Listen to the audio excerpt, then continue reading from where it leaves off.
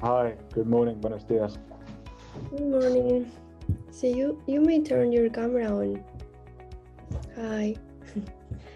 So how's the weather there in Bangor now? It's a bit all over the place. It's not too bad at the moment. It's about 11 degrees Celsius. There's a bit of sun and bit of cloud, so it's not too bad for autumn. Good to hear that it's not that cold there. So how many nationalities can we find at the university?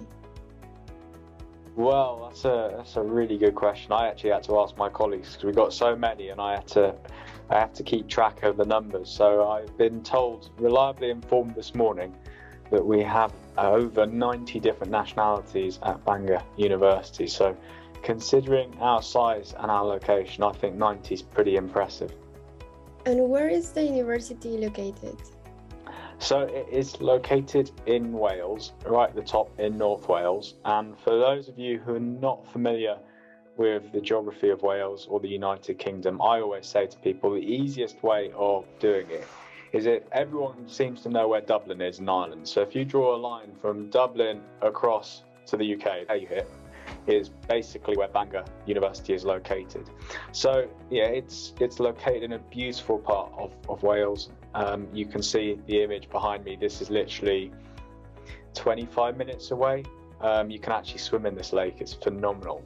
But to give you a bit of understanding of where it is in relation to Manchester and London, well, London's 3 hours away by direct train. Manchester's 2 hours away by train as well. So it's well connected to the big cities in the UK that you'll be looking at when you're looking at a map. So that gives you an idea of where we are. So Bangor is a campus university or a city university? It's a bit of both, really. It has the feel of a campus university simply because Bangor itself is quite a small city. So you do feel like you're on a campus, and there are parts of the university that are all sort of co-located together. So do actually form a bit of a campus, but at the same time there are different parts of the university located at different parts of the city. So you kind of get the benefits of both worlds. You get the benefits of being slap bang in the middle of a city with all the amenities that you could possibly want around you, but at the same time you've got that lovely cozy feel of a nice campus too. So it's the best of both worlds. In terms of facilities, could you tell me, or do you know, how many labs do you have or libraries? Well, that's a bit of a difficult question to answer because we're currently going through a sort of an evolution of our campus, and so there's a lot of investment going into making the campus feel sort of more modern, and so we are refining the space and changing stuff. But what that means is that students are going to have a fantastic study environment to work in. You're going to get nice, airy study spaces, such as the study spaces we have in Pontio. And you're also going to see the libraries that we do have. So, for example, we've got 3 libraries, but in future that's going to come to 2 as we focus them down and actually enhance the facilities we've got, so that there's more stuff in the places where students need to, and it's easier to access, rather than at the moment one of the libraries can be is in a different part of the campus that might not be so convenient for the students. So you are going to see an evolution of the campus. It's going to become really exciting, a really cool place to be studying. And I think ultimately what students want to be looking at is the resources they have available to them. So you know that with Bangor University, you're going to have a fantastically well-resourced library. And especially with today, a lot of the materials are online. So a lot of the materials that you need to succeed in your studies are going to be available to you on your computer wherever you are in the world, because you'll be able to get onto the digital library and access all those journal articles that you need to help with your research. So yeah, we've got the two libraries, but you've got a massive online library as well, and you've got new and improved facilities coming your way, with this sort of new campus plan that's going to be implemented over the coming years. So I don't want to put a number on it because it will change, but it's going to be a cool change. So what are the most popular subjects for students from our region, for Latam? Sure, a really good question. I mean, when I'm speaking to people, we get lots of interest in the following subject areas. So psychology tends to be really popular. We're ranked really high in the UK. We're the only university in the UK that has an MRI scanner just for psychology research in the university. So that means that as an undergraduate student, for example, you get to have images of your brain taken, which I think is really cool. So yeah, we've got fantastic facilities in psychology. We also get a lot of interest within natural sciences, looking at, say, forestry. It's quite big. Certainly, from Brazil, we've had a lot of interest in the forestry programs in natural sciences. We also see as well a lot of interest in the engineering side of things, sort of electrical engineering, telecommunication side of things.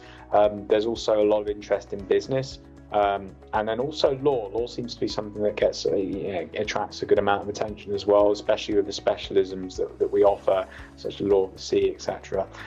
So those are really sort of key areas, but obviously we've got a fantastic range of courses that students can look at, and from undergraduate level sometimes there's a bit more interest in the language side, such as creative writing with English.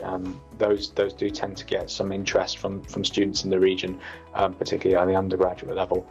But I certainly would encourage anyone who's got any interest in the subjects we offer, do reach out, get in touch with Studies Planet, and they can tell you about the full course range that we have, and then ultimately I'm here to sort of talk to people as much as you would like me to as well. Is it difficult to get accepted at the university? I wouldn't say it's difficult. I mean, the main thing is communicate with Studies Planet. Make sure that you are in contact with them and that you're giving the documentation that you need, because I have to say, in my experience, Studies Planet are great at actually working with BANGOR and communicating with us and everyone being on the same page. So that means that as long as you meet the entry requirements, and as long as you're talking to Studies Planet and making sure that they have the documents that they need to send me to show you meet the entry requirements, then you're going to get an offer. So go onto the website, look at the different entry requirements for the different courses, because it's such a diverse region. I can't just say, right, you need to get this or this.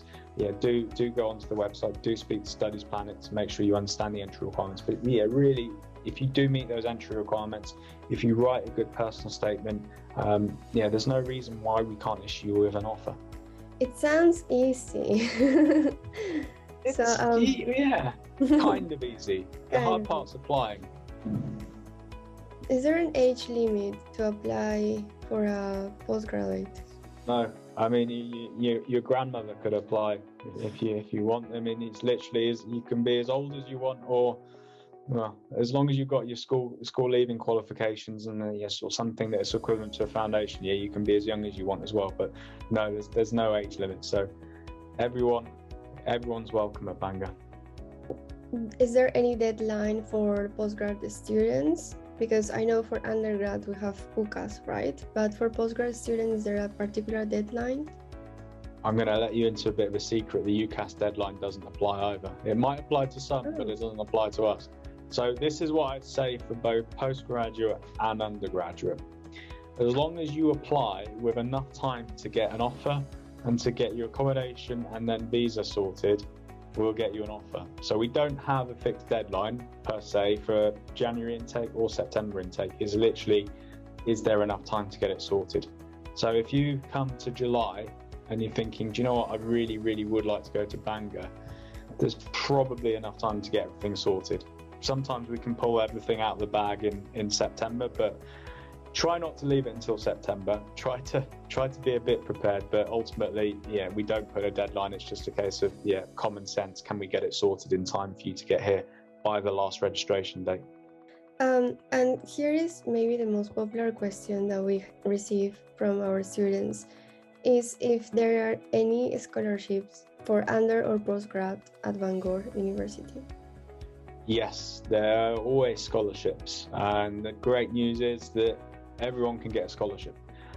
So everyone will be able to look on our website at the international scholarship, because you will all be able to get that. The details are just being updated at the moment because we're just finalising the awards that are available, but they are available across undergraduate and postgraduate levels. We do have some merit scholarships as well. These are higher value. Now, we kind of say, look, they need to be equivalent to UK A grade level. So obviously that can be a bit of a, translating everything might not be necessarily the easiest thing. So there is some wiggle room. So if you are a good student and you think you've got really good grades, let Studies Planet know, say that you think you might be eligible for the merit scholarship, and then I can look into it, and then I can see if we can do the merit scholarship. They are really, really, really good awards.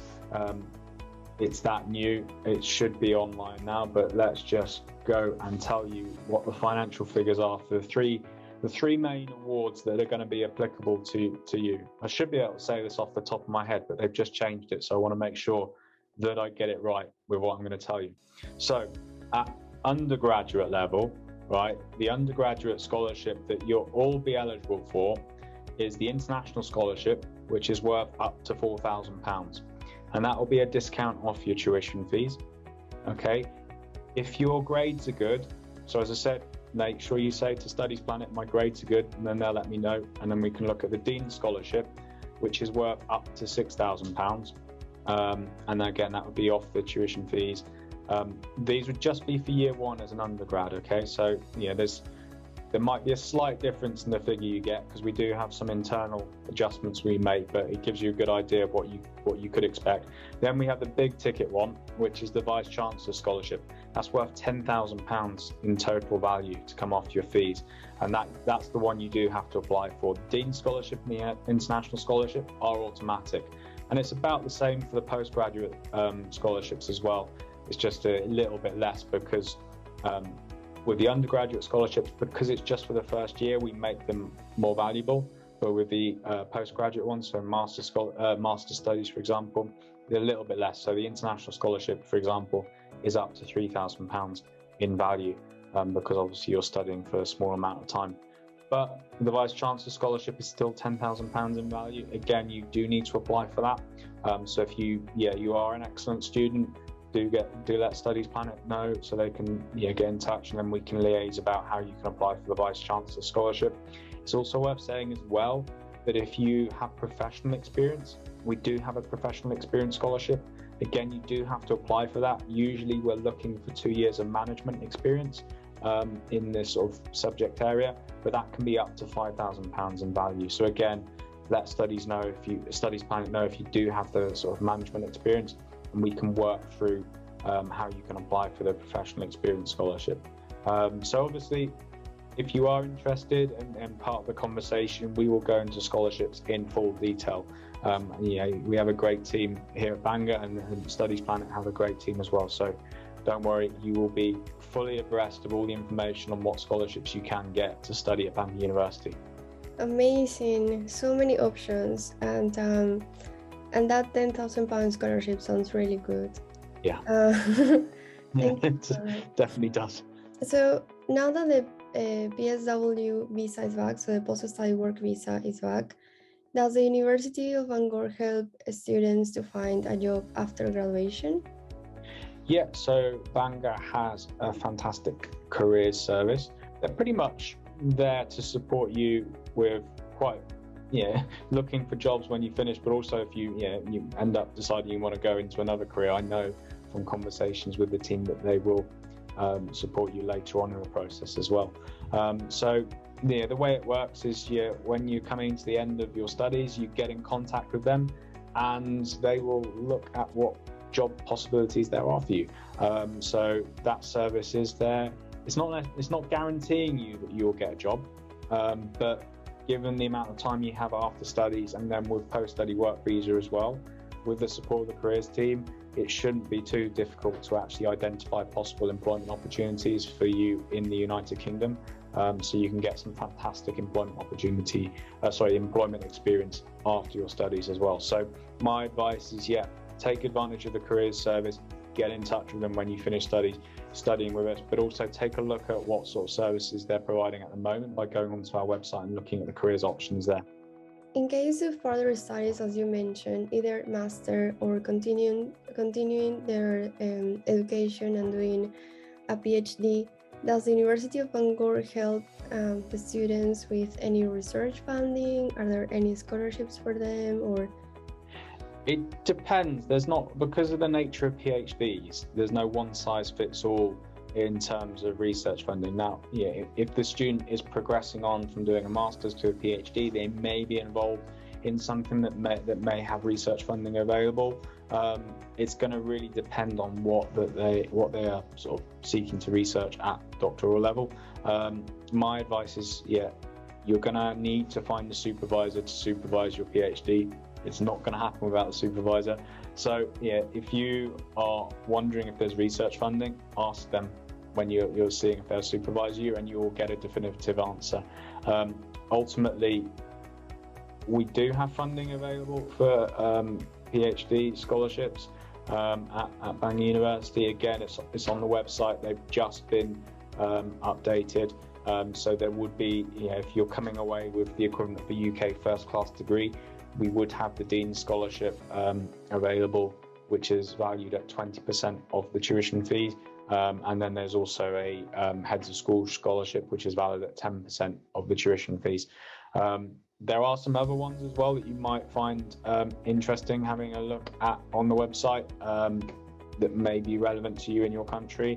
Should also mention as well, if you are an alumni of BANGOR, or you have close family member that has come to BANGOR, there is an additional £1,000 scholarship available to you. So again, when it comes down to the scholarships that we have available to you as a PhD student, we can go into the full details of what are available to you once we've reviewed your transcripts, and then that will give you the certainty that you need to make the right decision.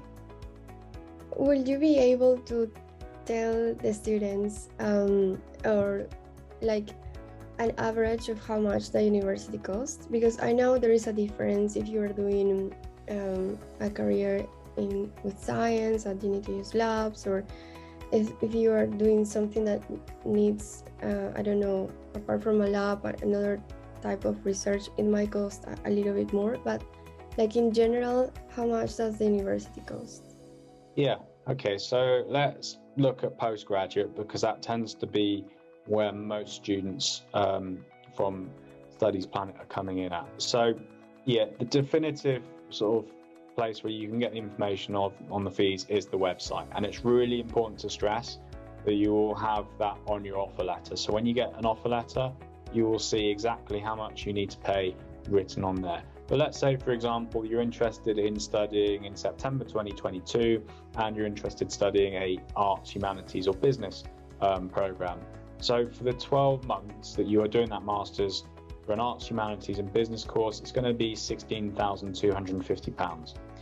If you're looking at something that is more lab-based and sciencey, it's probably a really bad word, but it's the best descriptor I have.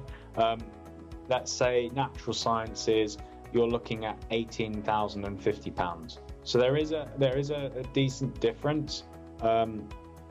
So do make sure you familiarise yourself with the difference, but that's what you could expect to pay for tuition fees for the master's program. Then you need to factor in living costs, accommodation.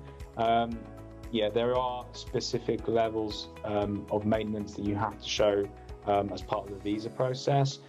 But what I would say is we do find that a lot of students comfortably live in BANGOR for about £700 per calendar month.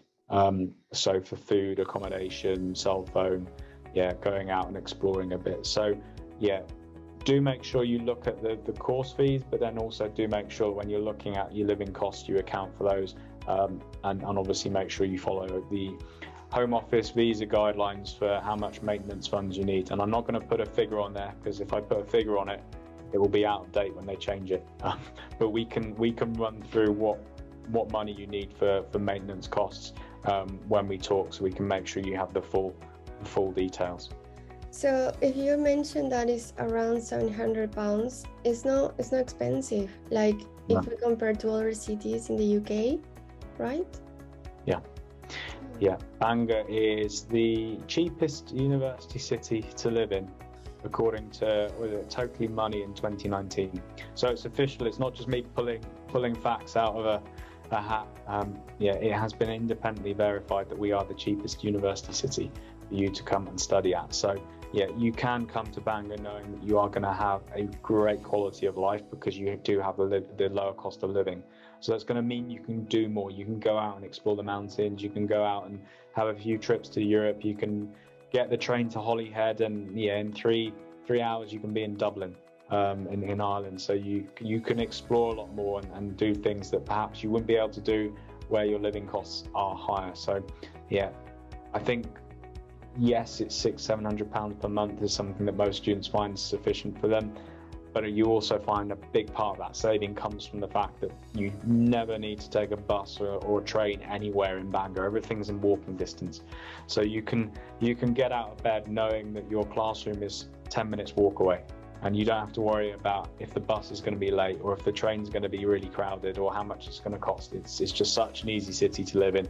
And I'm sure everyone will love it, especially if you love mountains and natural beauty. You're definitely going to love it.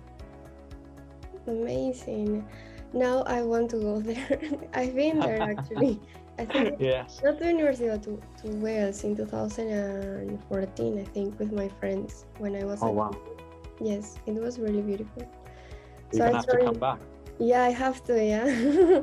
It's I really recommend it, guys.